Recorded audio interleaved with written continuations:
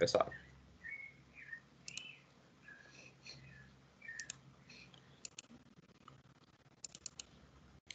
Bien, les voy a trabajar con esta presentación. No sé si todos pueden ver.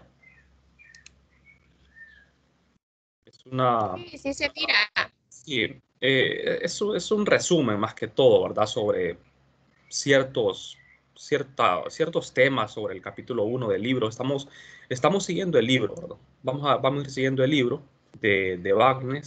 Entonces, en esta presentación vamos a ir retomando ciertos conceptos, ¿verdad? Ciertas ideas básicas sobre lo que son vectores. Poco a poco vamos a ir tocando ya temas un poco más complicados, como ser los teoremas, ¿verdad? El análisis vectorial, el teorema de Stokes, teorema de la divergencia. Entonces, en esta parte a mí me interesa más que todo que ustedes hagan un poco de memoria, ¿verdad? Sobre cosas que tal vez ya las habían visto antes. Por ejemplo, ¿cómo escribir un vector? Un vector lo podemos escribir de varias maneras, ¿verdad? Lo podemos escribir en forma de componentes, como ustedes pueden ver acá. Lo podemos escribir en forma de componentes. Componente X, componente Y, componente Z. A esta forma se le llama forma de componentes. También está la forma de magnitud ángulo, ¿verdad? Yo le puedo sacar la magnitud a un vector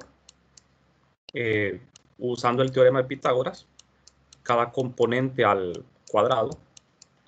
Cada componente al cuadrado. Y aquí tendría lo que es la magnitud, ¿verdad? La componente Z. Luego el ángulo lo obtengo con la tangente inversa. Aquí es, vamos a ver, es una m. Tangente inversa de teta. Este sería el ángulo, magnitud y ángulo. Así lo podemos obtener. Bien, vamos a ver. Entonces, el vector, ustedes saben de que lo podemos representar en un sistema de coordenadas. Por ejemplo, vamos a comenzar, jóvenes, trabajando con vectores en el plano cartesiano, o sea, vectores en forma de escritos en términos de coordenadas cartesianas. O sea, creo que ustedes ya más o menos tienen una idea, ¿verdad? De que en esta clase una de las razones por las cuales es complicada es porque trabajamos en sistemas de coordenadas curvilíneas, que son cilíndricas y esféricas. Esa es una de las razones por las que la clase, ¿verdad?, tiene un nivel un poco avanzado, alto, digamos, ¿no? Un nivel un poco alto, porque el sistema de coordenadas no es únicamente el sistema cartesiano, sino que también tocamos coordenadas curvilíneas. Entonces, para empezar, vamos a únicamente a trabajar en el sistema cartesiano. Ya más adelante vamos a ir viendo los otros sistemas de coordenadas. Entonces, en el sistema cartesiano, un vector lo descomponemos de esta manera, ¿verdad? Lo escribimos en cualquiera de los cuadrantes y descomponemos el vector de tal manera que va a tener una componente X, y si está en 3 dimensiones, una componente Z. Bien, lo que les estaba comentando al inicio, ¿verdad? Si nosotros queremos escribir el vector de otra manera, podemos obtener su magnitud o módulo. Esto también se llama módulo. Usamos el teorema de Pitágoras. Elevamos al cuadrado cada componente del vector y ya tenemos la magnitud. Y el ángulo, me imagino que ya también saben cómo obtenerlo, ¿verdad? Entonces tenemos esas dos opciones, ¿verdad? De escribir el vector, magnitud, ángulo o forma de componentes. Un vector unitario. ¿A qué se refiere esto de vector unitario? Pues creo que también ustedes ya tenían conocimiento de esto. Un vector unitario lo obtenemos matemáticamente dividiendo el vector, el vector entre la magnitud o módulo de dicho vector. Así obtenemos lo que es un vector unitario. Bueno, generalmente el vector unitario se puede escribir de varias maneras, ¿verdad? Lo podemos escribir como una n unitario. Generalmente los vectores unitarios tienen un sombrerito, ¿verdad? Tienen un sombrerito. Los vectores unitarios canónicos son estos: X, Y Z unitario. A esto se le llaman vectores unitarios canónicos o cartesianos, ¿verdad? Estos vectores unitarios lo que hacen es únicamente indicar la dirección. la magnitud de estos vectores unitarios es 1. Entonces, así es como lo obtenemos. Aquí la notación, jóvenes, hay que tener cuidado, ¿verdad? Porque recuerden que generalmente a los vectores les colocamos una flechita encima, ¿verdad? Hay que tener mucha precaución en eso. Si ustedes tienen el libro a mano, se pueden fijar de que en el libro usan una notación, ¿verdad? Los vectores los escriben en negrita. Y cuando es magnitud, lo escriben simple, ¿verdad? Notación simple. Y cuando es vector, lo escriben en negrita. En otros libros les colocan una flecha encima. Entonces, hay que tener bastante precaución en eso, ¿verdad? Para no confundirse con el tema de la notación. Entonces, esta es la manera en que vamos a obtener el vector unitario. Bueno, vamos a seguir. Ahora, podemos también usar los ángulos directores. Cuando tenemos un vector, ¿verdad? Podemos formar los ángulos de este vector con cada uno de los ejes. Pero los ángulos directores, hay que tener cuidado de que siempre se establecen con los ejes positivos. El vector alfa, beta y gamma. Entonces el vector alfa se forma con el eje X positivo y el vector alfa, beta sería con el eje Y positivo y gamma sería con el eje Z positivo. A esto se le llaman ángulos directores. También están los cosenos directores, ¿verdad? Que son los cosenos de estos ángulos. Esto también nos va a servir cuando nosotros queremos representar un vector, ¿verdad? Por ejemplo, fíjense bien, aquí tenemos el vector A en el primer octante de un sistema de 3 dimensiones. Entonces, la componente X de este vector, como está en 3 dimensiones, ¿verdad? Va a tener 3 componentes, X, Y, Z. Los escribimos de esta manera. ¿En función de qué? De los ángulos directores. Pero en este caso, como le estamos sacando el coseno a cada ángulo, le llamamos cosenos directores, ¿verdad? Siempre se toma con respecto a los ejes positivos. Bien, entonces aquí tenemos lo que son los cosenos directores. Coseno de alfa, beta y gamma. Bien, entonces como lo ven, aquí está resumido. A los cosenos directores generalmente se les acostumbra a representar con una letra L con un subíndice que hace referencia al eje con respecto al cual se está midiendo el coseno director con respecto a X, Y y Z. Estos son los cosenos directores. Entonces, para ir resumiendo un poco, ¿verdad? En vez de escribir coseno de alfa, escribo L sub X. Y si despejo para el coseno de alfa, como ven, si despejo para el coseno, tenemos la componente X entre la magnitud del vector. O sea, si ustedes conocen el vector, si conocen las componentes, obviamente, si conocen las componentes de un vector, conocen la magnitud, ¿verdad? Y si conocen las componentes, conocen los cosenos directores. Entonces, con los cosenos directores, también podemos construir nuestro vector unitario, el vector unitario A, que apunta en la misma dirección del vector A. El vector unitario A apunta en la dirección del vector A. Entonces, como el vector unitario es el vector A entre la magnitud de A, o sea, es para tener una notación un poco más clara, ¿verdad? Esto es así. Vector A entre el módulo de A. Entonces, también lo puedo escribir en función de los cosenos directores, haciendo uso de esto. Componente X entre el módulo de A es L sub X. Y así sucesivamente, ¿verdad? De manera que podemos resumir, así como lo tenemos acá, el vector unitario en función de los cosenos directores. Los cosenos directores cumplen con esta propiedad. La sumatoria de ellos, de los cuadrados, de los cosenos directores, es igual a 1.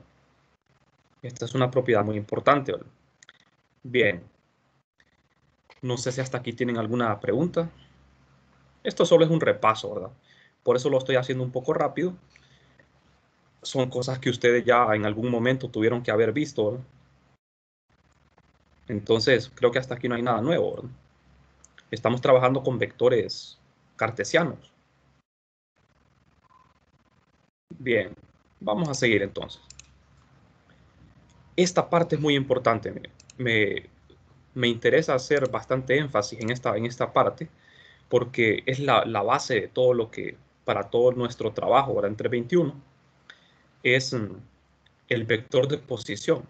Este vector es muy importante en todo lo que resta de la clase. El vector de posición nos va a servir a nosotros para localizar cargas.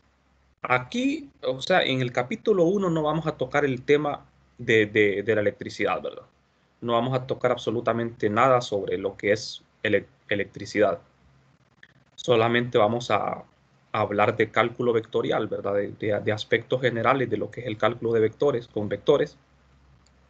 Ya en el capítulo 12 vamos a comenzar a aplicar todos estos conceptos ya al caso eléctrico. Entonces, ¿para qué me va a servir un vector de posición? Es un vector como cualquier otro, ¿verdad? Solo que este vector de posición siempre lo vamos a denotar con una R. Siempre. Vamos a ir siguiendo la notación del libro. El vector de posición siempre va a ser una R minúscula. ¿Y para qué sirve este vector? Sirve para localizar cargas.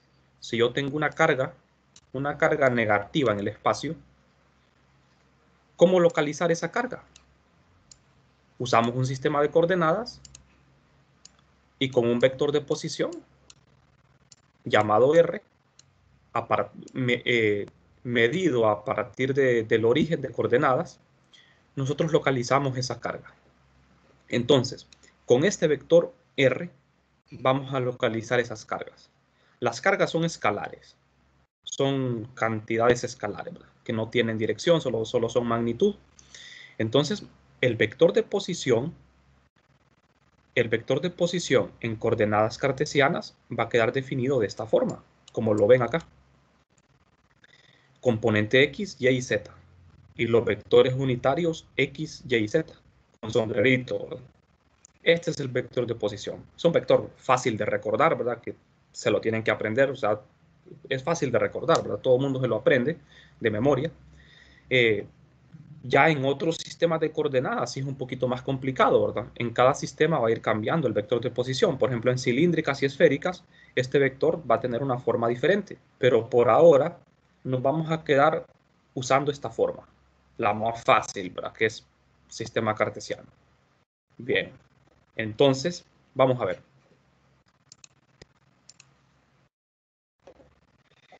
Aquí tenemos otro vector, el vector R'.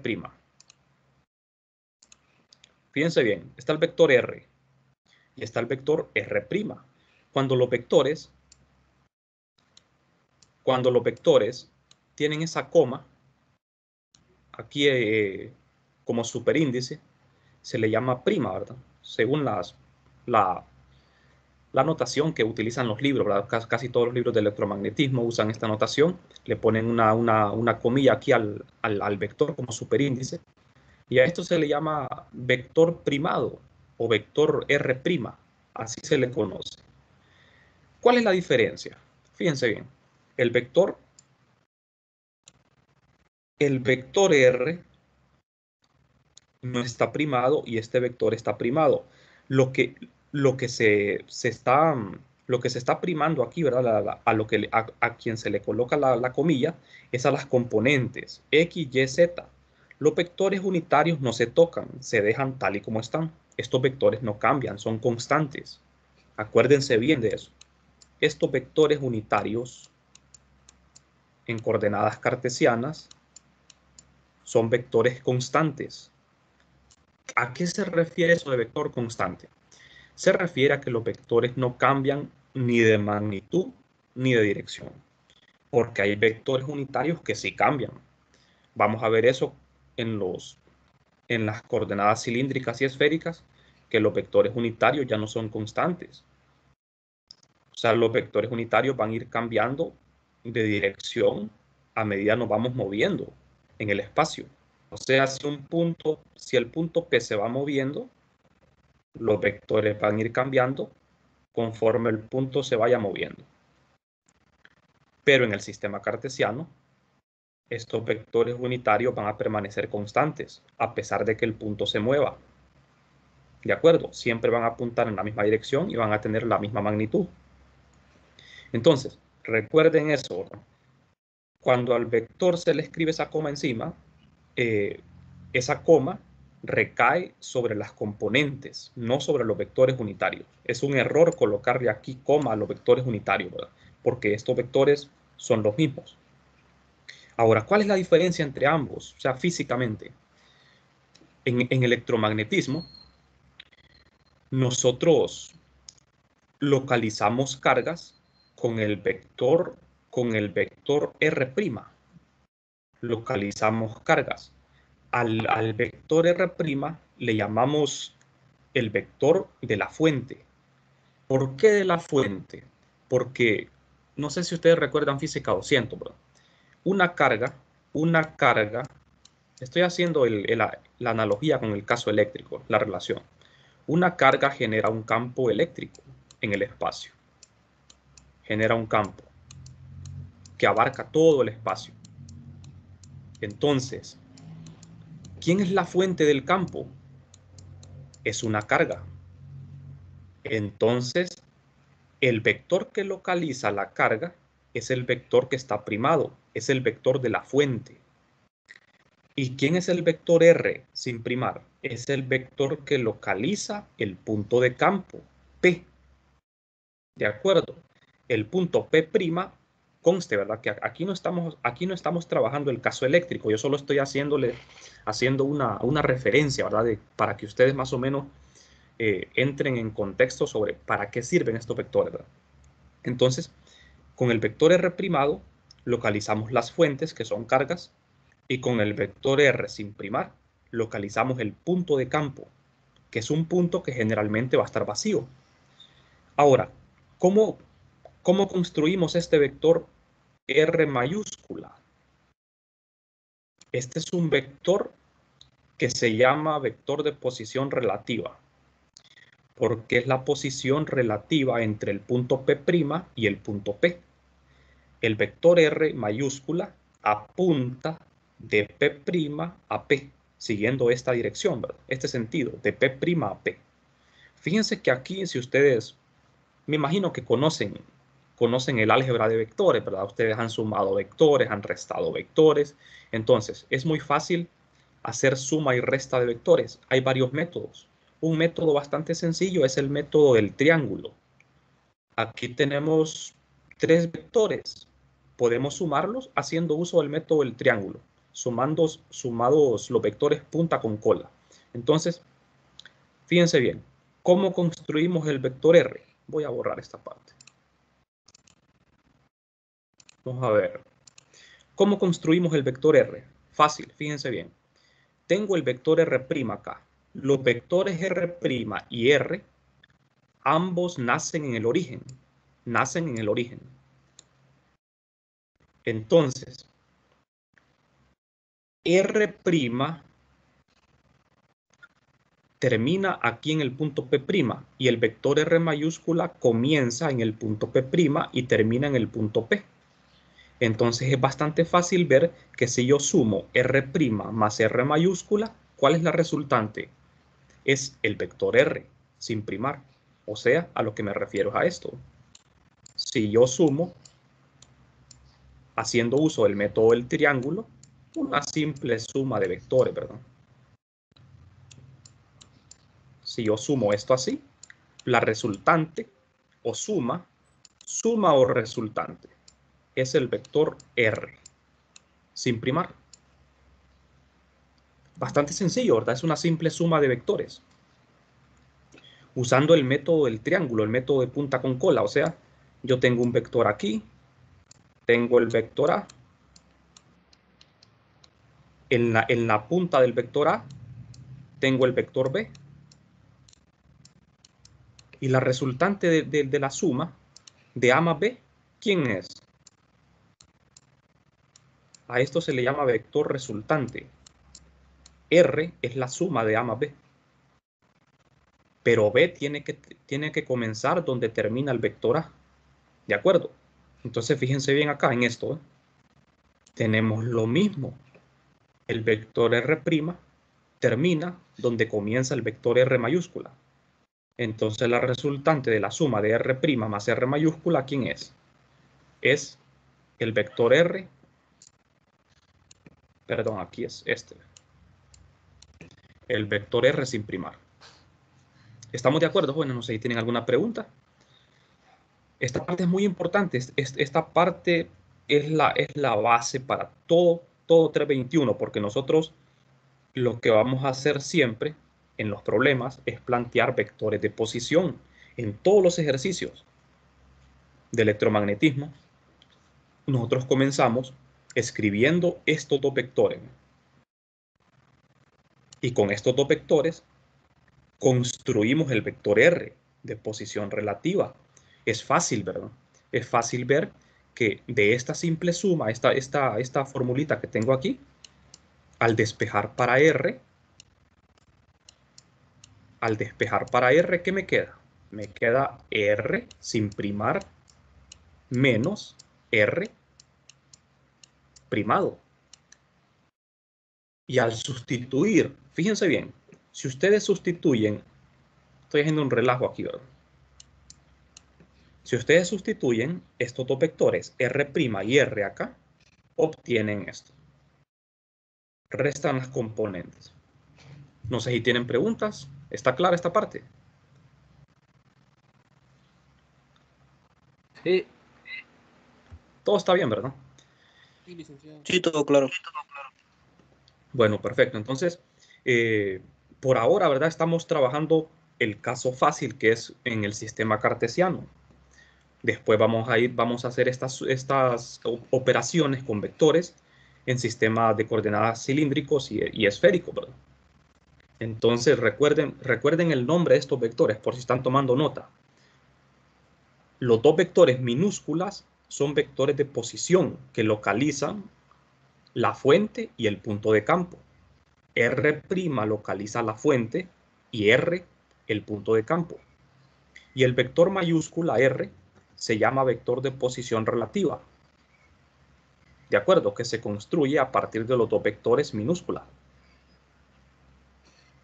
Partiendo de esta suma que tengo acá. Por si están tomando nota, ¿verdad? Es bueno que tengan a mano un cuaderno, ¿verdad? Para ir tomando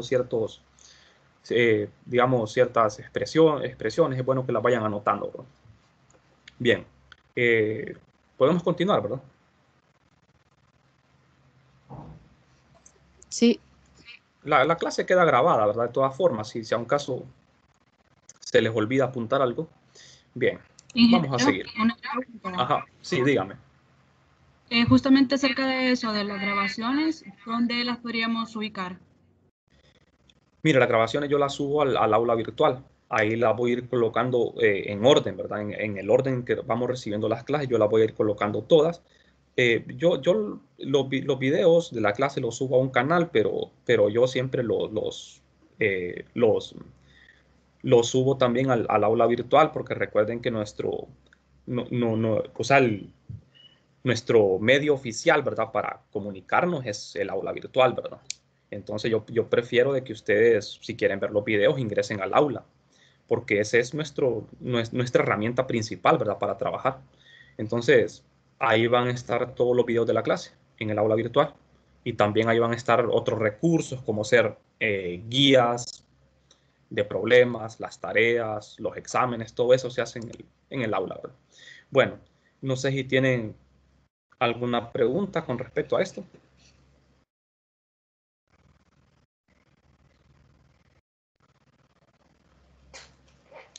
Por ahora, estos puntos P' y P son simplemente puntos, ¿verdad?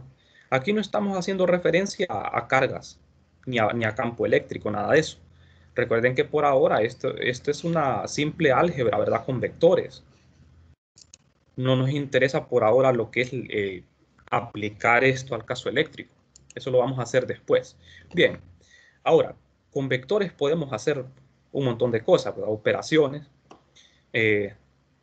Cómo sumar, restar vectores es algo que todo el mundo sabe. Ahora, ¿cómo multiplicar vectores?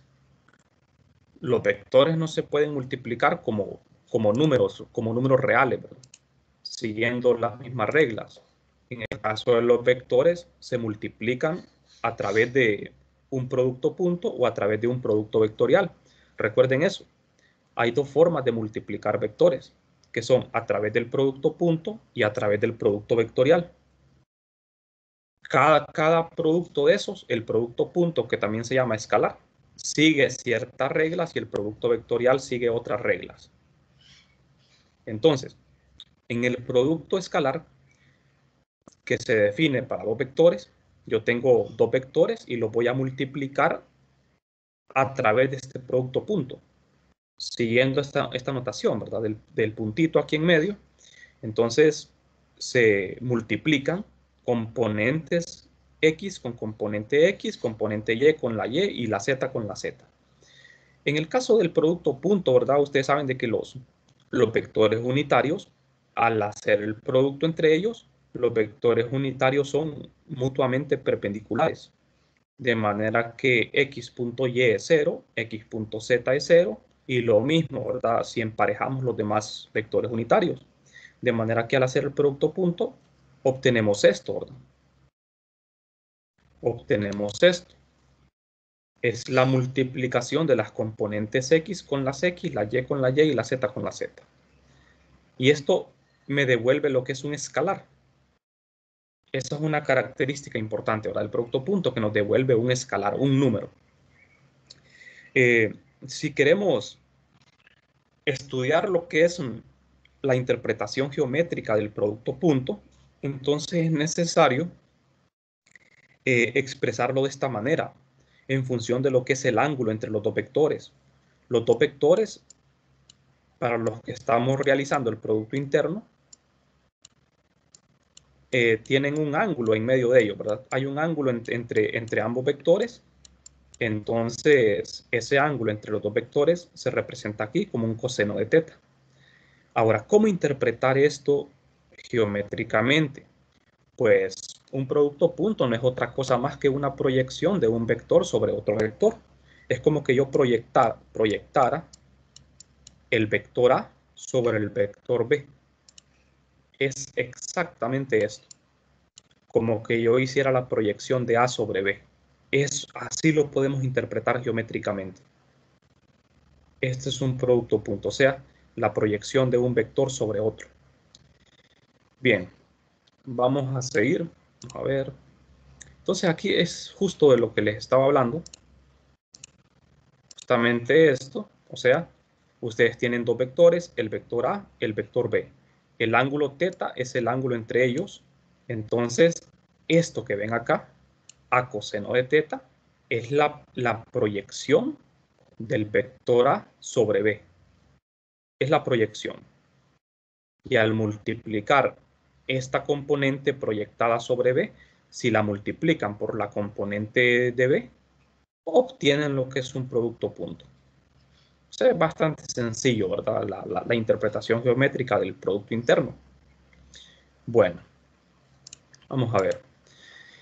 En el caso de los vectores unitarios, cuando ustedes realizan los productos internos de los vectores unitarios consigo mismo, obtienen el valor de 1, como ven acá.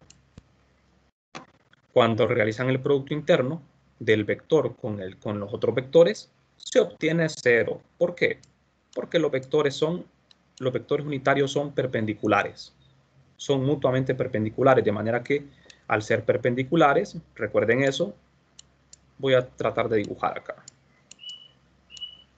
Sistema de coordenadas cartesianas.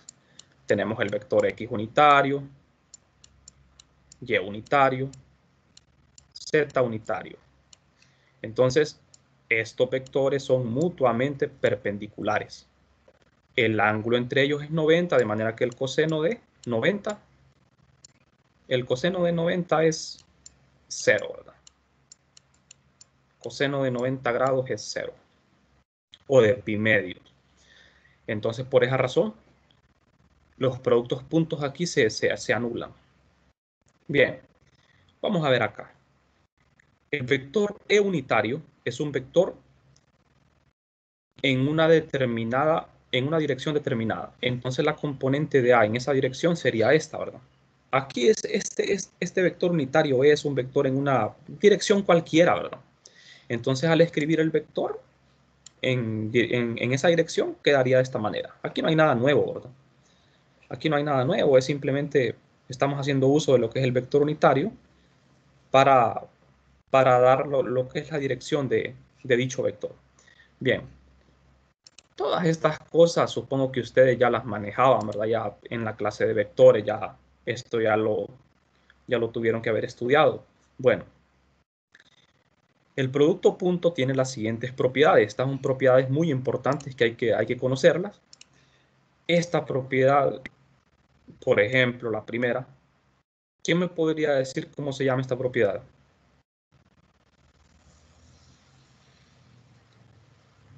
¿Cómo se llama esta propiedad? Conmutativa. Es conmutativa, ¿verdad? Exactamente. Esta propiedad se llama conmutatividad. El producto punto es conmutativo, no importa el orden en que se haga el producto, el resultado es el mismo. Al hacer el producto punto del vector consigo mismo, lo que obtenemos es el módulo al cuadrado o la magnitud al cuadrado. Eso es lo que obtenemos. Y al hacer el producto punto entre dos vectores que son perpendiculares, el resultado es 0. Bastante obvio, ¿verdad? Bastante obvio cuando dos vectores son perpendiculares. Sabemos de que si el ángulo es 90, el producto va a ser 0. Bien, entonces vamos avanzando, ¿verdad? Un poco rápido porque esta parte me imagino que ya todos la conocían. En el caso del producto vectorial, sí las cosas ya son un poquito más complicadas, ¿verdad? El producto vectorial es la otra manera de multiplicar vectores, pero siguiendo otra regla, ¿verdad? Partimos de lo mismo, tenemos dos vectores, los queremos multiplicar, pero esta vez haciendo un producto diferente. El producto cruz, que sigue propiedades diferentes. Entonces, si nosotros estamos trabajando en el sistema cartesiano, es bastante fácil obtener un producto cruz haciendo uso del determinante, ¿verdad? Eso en vectores y matrices, ¿verdad?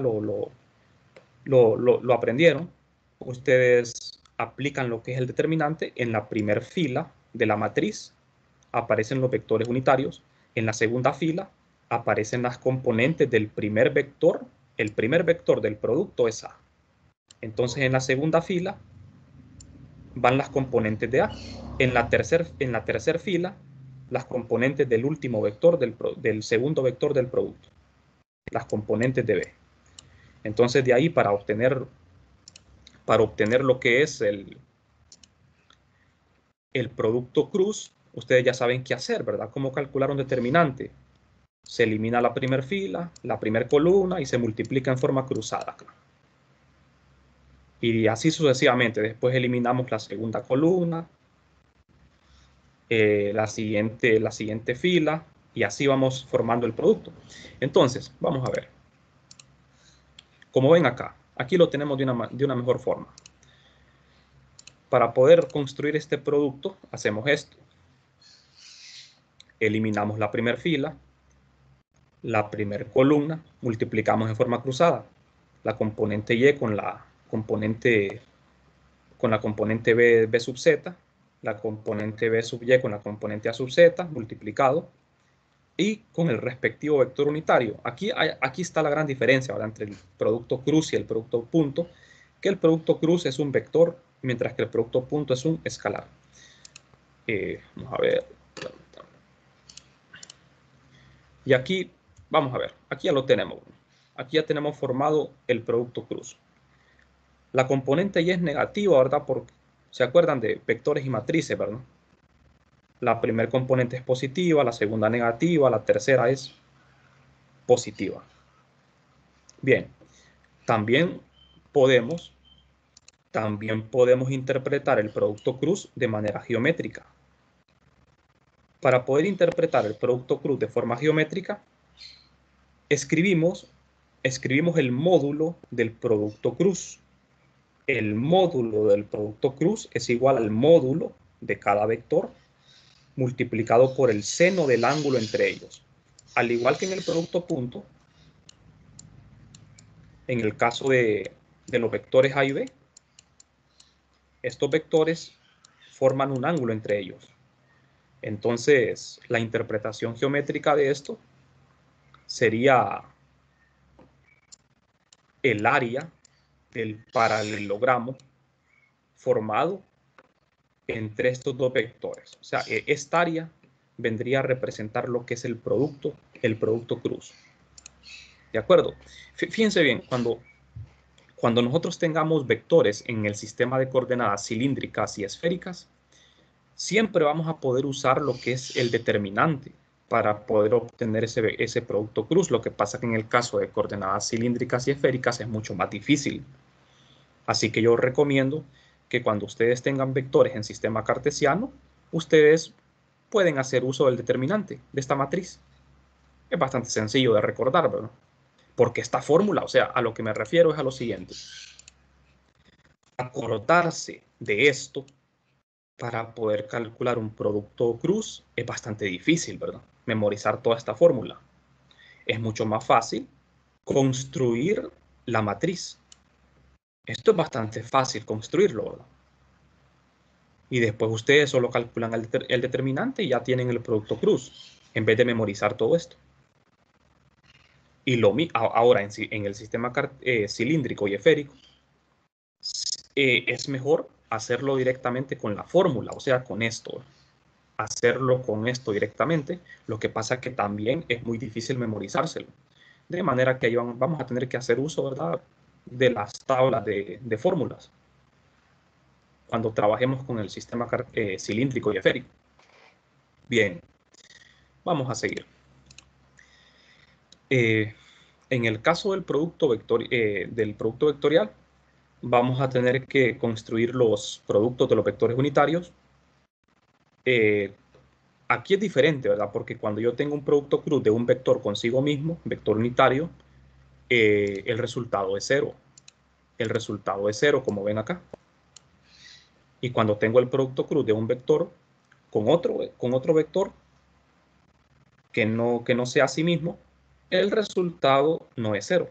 Esto se puede construir, jóvenes, en base a la regla de la mano derecha, haciendo uso de la mano derecha. Todos saben cómo hacer uso de la regla de la mano derecha, ¿verdad? ¿O me equivoco? No sé si todos lo recuerdan.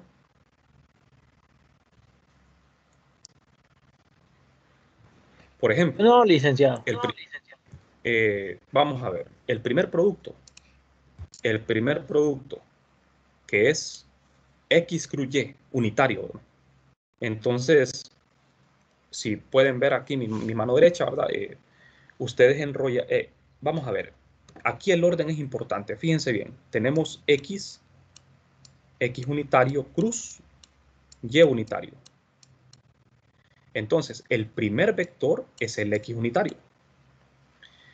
De manera que con los 4 dedos de la mano derecha, yo voy a agarrar el vector X, que es el que está primero.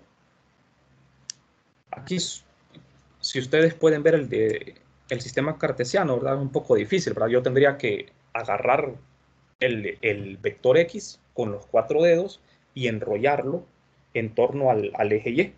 Y el pulgar apuntaría en la dirección del producto cruz. ¿Hacia dónde apunta el pulgar? Apunta hacia arriba, en la dirección de Z. Como ven ustedes, el resultado de X cruz Y es Z. ¿En qué se basa esto? En la regla de la mano derecha. Si usan la mano izquierda, esto no da resultado. Ahora tienen que usar la mano derecha. Así que si son zurdos, ¿verdad?, van a tener un poco de más problema, ¿verdad? Pero con la regla de la mano derecha no hay pérdida, ¿verdad? Recuerden bien esa regla. Los 4 dedos agarran al primer vector, que en este caso es X, y se giran hacia el segundo vector, que es Y, y el pulgar va hacia arriba. Si el producto fuese al revés, el producto cruz no es conmutativo. No es lo mismo X cruz Y que Y cruz X. Si yo tuviese Y cruz X, perdón, aquí va. Voy a borrar esto porque... Vamos a ver. O sea, hicimos el producto X cruz Y. Ahora, Y cruz X es diferente, ¿verdad?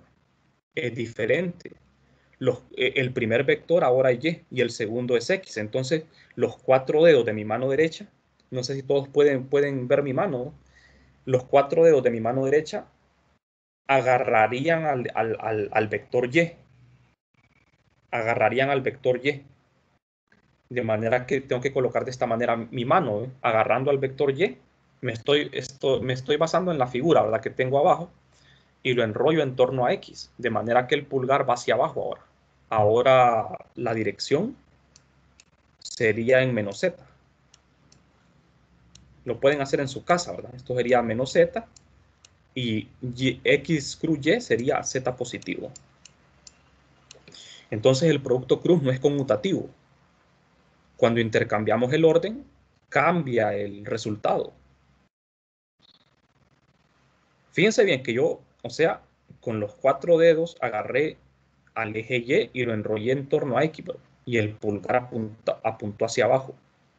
No importa en qué dirección ustedes enrollen el vector, o sea, si el vector X lo enrollo a favor de las manecillas o en contra de las manecillas, eso no importa porque el ángulo, recuerden que es diferente. No sé si me explico a lo que me refiero, o sea, aquí hay un ángulo entre los dos vectores, ¿verdad? Hay un ángulo y aquí hay otro ángulo. Entonces, estos dos ángulos son diferentes, pero por la definición de producto cruz, el ángulo entre los dos vectores es un seno. Si ustedes lo hacen con el seno de teta, con el seno de gamma, siempre el resultado va a ser el mismo. Siempre el resultado va a ser el mismo. Bien, no sé si quedó claro ahora o si alguien necesita que lo repita otra vez. ¿Quedó claro cómo hacer el producto cruz? Si hacen el segundo, por ejemplo, Y cruz Z, con los 4 dedos agarro al vector Y, ¿verdad? Y lo enrollo en torno a Z y el pulgar apuntaría en X. El último, que es Z cruz X, lo mismo, el primer vector es Z, agarramos con los 4 dedos el vector Z y lo enrollamos en torno a X. Sería así, ¿verdad? El pulgar apuntaría en la dirección de Y. Bueno, entonces es bueno manejar muy bien esa regla a la mano derecha, ¿verdad? Porque como les digo, de aquí en adelante, todos los días vamos a estar aplicando estas reglas. Bien, no sé si tienen preguntas hasta el momento. Estas son algunas propiedades del producto cruz. No es conmutativo. Primer propiedad, no es conmutativo. La segunda propiedad, el producto cruz de un vector consigo mismo es cero. ¿Por qué cero? Porque el ángulo entre un vector consigo mismo es cero, ¿verdad? Y el seno de cero, cero. ¿De acuerdo? La tercera propiedad me está diciendo que los vectores son, en este caso, son paralelos, ¿verdad? Son paralelos, entonces el producto cruz es cero por lo mismo, porque el ángulo entre ellos es cero y el seno de cero es cero. Nos estamos basando en la definición. La cuarta propiedad es un poquito más complicada, ¿verdad? De ver, no es nada obvio. Es un doble producto cruz, ¿verdad? Es un doble producto cruz. En este caso tenemos que seguir un orden. Tenemos que realizar primero lo que está dentro del paréntesis, B cruz C, y posteriormente A cruz, el resultado de B cruz C. Pero si nosotros no queremos efectuar 2 veces un producto cruz, podemos hacer uso de esta propiedad, de esta identidad vectorial, ¿verdad?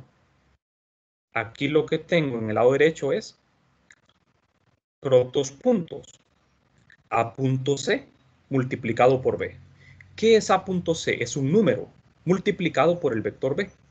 ¿Qué es A punto B? También es un número, porque es un producto punto multiplicado por C. O sea, es un escalar multiplicado por un vector.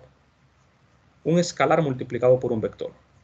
Entonces, si ustedes no quieren hacer este doble producto cruz, entonces realizan estos productos punto, que en todo caso un producto punto es más fácil que un producto cruz, ¿verdad? Es mucho más fácil. Entonces, estas propiedades nos facilitan lo que es el desarrollo de estos cálculos, ¿verdad? Hacer estos cálculos en coordenadas cilíndricas y esféricas es mucho más complicado, ¿verdad? Es mucho más complicado. Por eso, ahora que estamos trabajando en cartesianas, nosotros tal vez lo vemos todo más sencillo, ¿verdad? Bien, jóvenes, entonces vamos a quedarnos por aquí en la clase de hoy. No, mañana vamos a continuar, vamos a ver lo que es un campo vectorial y vamos a estudiar también lo que es el gradiente, por si quieren ir adelantándose, ¿verdad? Por si quieren ir leyendo el libro. Entonces, vamos a dejar por aquí la clase de hoy. No sé si tienen preguntas.